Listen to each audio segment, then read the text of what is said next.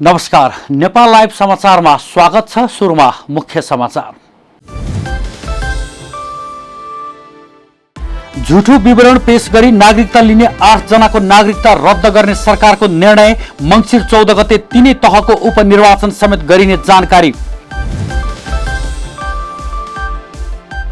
अख्तियारद्वारा BP Koirala स्वास्थ्य विज्ञान प्रतिष्ठानका उपकुलपति रौनियार विरुद्ध भ्रष्टाचार मुद्दा दायर।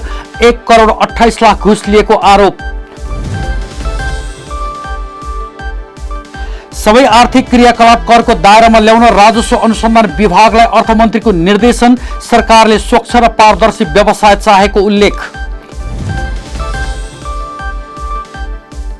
13औं दक्षिण एसियाली खेलकुद प्रतियोगिताको तयारीका लागि 5 संसदीय उपसमिति गठन। सरकारले उच्च प्राथमिकता दिनुपर्ने उपसमितिद्वारा स्पष्ट। र सुपुर्दगी सम्बन्धी विधेयकका विषयमा हङकङमा सुरु भएको प्रदर्शन झन चर्कँदै। बेइजिङ र चिनिया सेनाको कडा चेतावनी। अब समाचार विस्तारमा। सरकारले झुठो विवरण पेश गरी नागरिकता लिने 8 जनाको नागरिकता रद्द गर्ने निर्णय गरेको छ। गत साउन 16 मा बसेको मन्त्री परिषद बैठकको निर्णय अनुसार झुठो विवरण पेश गरेर नेपाली नागरिकता लिएका 8 जनाको नागरिकता रद्द भएको हो। नागरिकता रद्द हुनेमा अशोक शाह, बिन्दे महतो, वैवाहिक अङ्गीकृतको नागरिकता लिएकी उनकी श्रीमती दानादेवी महतो, दानादेवीकी बुहारी सुशील महतो छन्। यस्तै राजेन्द्र महतो, राजेश्वर महतो, रामकिशोर महतो र राजकुमार महतोको समेत नागरिकता रद्द गरिएको सरकारका प्रवक्ता एवं संचार तथा सूचना प्रविधि मन्त्री गोकुल प्रसाद बास्कोटाले जानकारी दिए। त्यसैगरी मन्त्री परिषदले मङ्सिर 14 गते तीनै तहको उपनिर्वाचन गर्ने निर्णय गरेको समेत मन्त्री बास्कोटाले जानकारी दिएका छन्। निर्वाचन आयोगले सिफारिस गरेकै मितिमा सरकारले उपनिर्वाचनको मिति तोकेको जानकारी मन्त्री बास्कोटाले दिएका हुन्। नेपाली बजारमा सुनको मूल्य हालसम्मकै महँगो भएको छ। आइतबार छापावाल सुनको मूल्य प्रति तोला 66,300 रुपैयाँ कायम हुँदा तेजाबी सुन प्रति तोला 66,000 रुपैयाँमा कारोबार भएको छ। शुक्रबार प्रति तोला 65,800 रुपैयाँमा कारोबार भएको छापावाल सुन आइतबार प्रति तोला 800 रुपैयाँले बढेर 66,300 रुपैयाँमा कारोबार भएको हो। त्यस्तै शुक्रबार तेजाबी सुन 65,500 रुपैयाँमा कारोबार भएको थियो भने आइतबार 500 रुपैयाँ बढेर 66,000 रुपैयाँ पुग्यो। यसअघि असार 5 गते सुनको मूल्य तोलामा 64,000 रुपैयाँ थियो। 2075 फागुन 8 गते सुन प्रति तोला 63,300 रुपैयाँमा कारोबार भएको थियो। यो रेकर्ड तोड्दै सुनले आइतबार 66,300 रुपैयाँको नयाँ रेकर्ड कायम गरेको हो।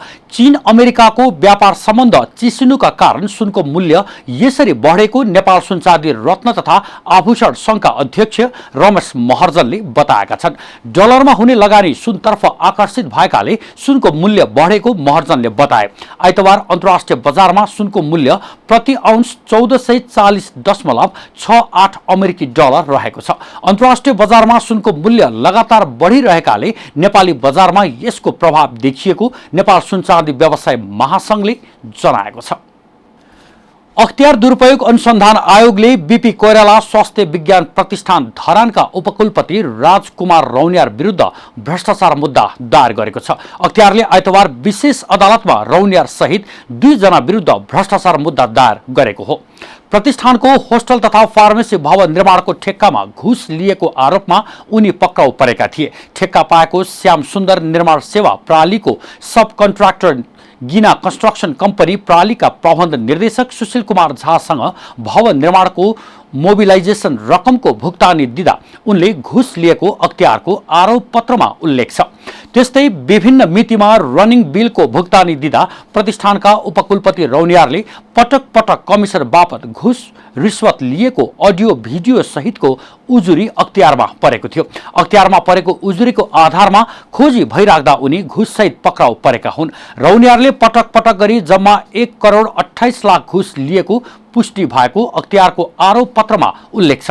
अख्तियारले प्राध्यापक डाक्टर राजकुमार रौनियारबाट भ्रष्टाचार निवारण ऐन अनुसार 1 करोड 28 लाख बिगो असुल हुनुपर्ने दावी गरेको छ। अर्थमन्त्री डाक्टर युवराज खतिवड़ाले सबै आर्थिक क्रियाकलापहरूलाई करको दायरामा ल्याउन राजस्व अनुसन्धान विभागलाई निर्देशन दिएका छन्। अर्थमन्त्री खतिवड़ाले मुलुकको विकास, निर्माण र सामाजिक सुरक्षाको कार्यक्रमलाई दिगो र प्रभावकारी बनाउन आवश्यक आर्थिक व्यवस्था गर्न सबै आर्थिक क्रियाकलापहरूलाई करको दायरामा ल्याउनै पर्ने पनि स्पष्ट पारे। आइतबारबाट ललितपुरमा सुरु भएको व्यवस्थापन गोष्ठीको उद्घाटन गर्दै उनले सरकारले सबै क्षेत्रको आर्थिक क्रियाकलापलाई करको दायरामा ल्याएर राजस्व सङ्कलन गरी निजी क्षेत्र लगायत सबै नागरिकलाई सामाजिक सुरक्षा र मुलुकको विकास निर्माणको कामलाई तीव्रता दिने लक्ष्य लिएको पनि दोहोर्याए। अर्थमन्त्री खतिवड़ाले राजस्व सङ्कलन 3 वर्ष यता सन्तोष गर्ने ठाउँमा रहे पनि उत्साहजनक नरहेकाले सरकारले सबै आर्थिक क्रियाकलापलाई करको दायरामा ल्याउने कामलाई जोड दिएको पनि स्पष्ट पारेका छन्। उनले सरकारले स्वच्छ र पारदर्शी व्यवसाय चाहेको पनि बताएका छन्। कृषि तथा पशुपक्षी विकास मन्त्री चक्रपाणी खनालले विषादी परीक्षण बारे भारतीय दूतावासले पठाएको पत्र प्रधानमन्त्री केपी शर्मा ओलीलाई समयमा नदिएर गल्ती गरिएको स्वीकार गरेका छन्। मन्त्री खनालले प्रधानमन्त्री ओलीले जेष्ठ 21 गते सो विषयमा बोलेका तर हामीले त्यसको 2 दिन पछि मात्रै भारतीय दूतावासको पत्र दिनु गल्ती भएको स्वीकार गरेका छन्। आइतबार संघीय संसदको कृषि, सहकारी तथा प्राकृतिक स्रोत समितिको बैठकमा सांसदहरूले राखेका जिज्ञासाको जवाफ दिने क्रममा उनले प्रधानमन्त्री ओलीले बोल्नु अघि नै सो पत्र नदिएर आफूले नेतृत्व लिएको मन्त्रालयको गल्ती गरेको बताए। प्रधानमन्त्री ओलीले सो सम्बन्धमा भारतबाट कुनै दबाव नआएको सार्वजनिक अभिव्यक्ति दिएका थिए। मन्त्री खनालले भारतबाट आयातित विषादी परीक्षण तत्कालका लागि रोक्ने निर्णयमा भने आफ्नो मन्त्रालयको कुनै हात नरहेको पटक पटक दोहोर्याए। यो विषय उद्योग, वाणिज्य तथा आपूर्ति मन्त्रालयसँग सम्बन्धित भएकाले विषादी परीक्षण सम्बन्धी निर्णयमा आफ्नो मन्त्रालयको कुनै हात नरहेको उनको स्पष्टीकरण थियो। मन्त्री खनालले आयातित तरकारीमा विषादी परीक्षणको काम जारी रहेको र त्यसलाई रोक्ने पक्षमा सरकार नरहेको पनि स्पष्ट पारेका छन्।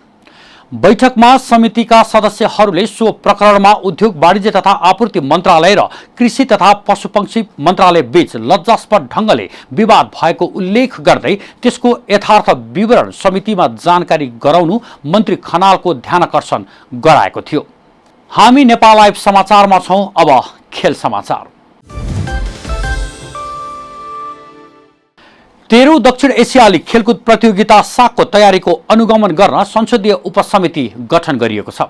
राष्ट्रको इज्जतसँग जोडिएको विषय भएकाले सागलाई तोकिएको समयमा सफलतापूर्वक सम्पन्न हुने गरी तयारी गर्ने कार्यमा सरकारलाई सघाउ पुर्याउने उद्देश्यका साथ समितिका सदस्य जीवनराज श्रेष्ठको संयोजकत्वमा 5 सदस्यीय उपसमिति गठन गरिएको संघीय संसदको शिक्षा तथा स्वास्थ्य समितिकी सभापति जयपुरी घरतीले जानकारी दिन्।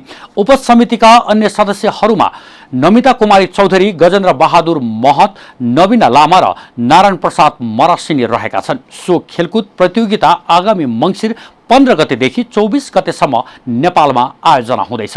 त्यसको तयारीको कामको अनुगमन गरी सरकारलाई आवश्यक निर्देशन दिने कार्यदेश पनि उपसमितिलाई दिएको समितिकी सभापति घरतीले बताएकी छिन्।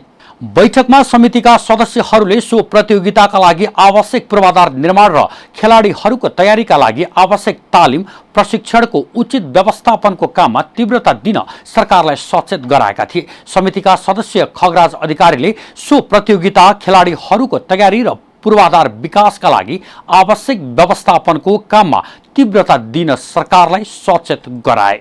त्यसैगरी समितिका अर्का सदस्य उमेश श्रेष्ठले सो खेलकुद प्रतियोगिताको तयारीका लागि अन्तर्राष्ट्रिय खेलकुद सङ्घ संस्थाहरूसँग सहयोग लिन पनि सरकारलाई सुझाव दिएका छन्। उनले देशको प्रतिष्ठासँग जोडिएको यस्ता खेलकुद प्रतियोगिता तयारीको कामलाई सरकारले उच्च प्राथमिकता दिनुपर्ने पनि स्पष्ट पारेका छन्। समितिका सदस्यहरूले खेलाडीहरूलाई आवश्यक पोषणको व्यवस्था गर्न पनि सरकारलाई सचेत गराएका थिए।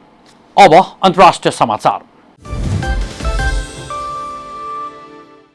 हङकङमा विवादास्पद सुपुर्दगी सम्बन्धी विधेयकका विषयलाई लिएर सुरु भएको प्रदर्शन झनै चर्कँदै गएको छ।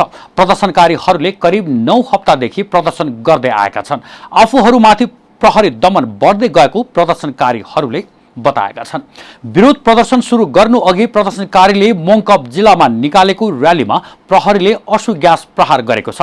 प्रदर्शनकारीहरूले सोमबारका लागि हडताल आह्वान गरेका छन् भने उक्त हडतालमा सहभागी हुन सबैलाई आह्वान समेत गरेका छन्। यसैबीच बेजिङ र चिनिया सेनाले अहिले हङकङमा जारी तनावलाई लिएर कडा चेतावनी दिएका छन्। सरकारले विधेयक तत्कालका लागि स्थगित गरे पनि प्रदर्शनकारीले पूर्ण रूपमा खारेज हुनुपर्ने माग गर्दै आएका छन्। सरकार र प्रदर्शनकारी दुवै पक्षले आफ्नो अडान कडा पार्दै लगेको अवस्थामा प्रदर्शन रोकिने संकेत देखिएको छैन।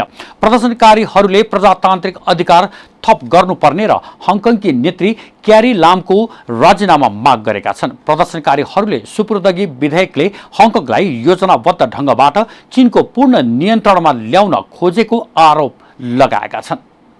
अन्त्यमा मुख्य समाचार फेरि एकपटक।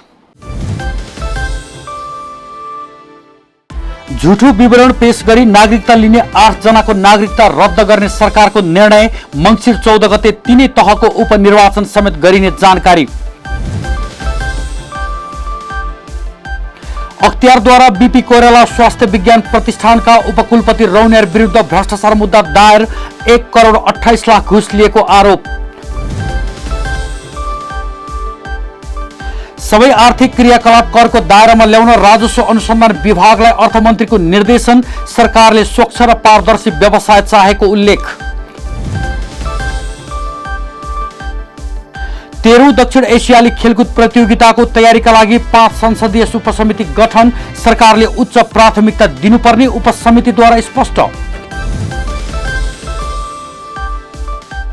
र सुपुर्दगी सम्बन्धी विधेयकका विषयमा हङकङमा सुरु भएको प्रदर्शन झन चर्कँदै। बेजिङ र चिनिया सेनाको कडा चेतावनी।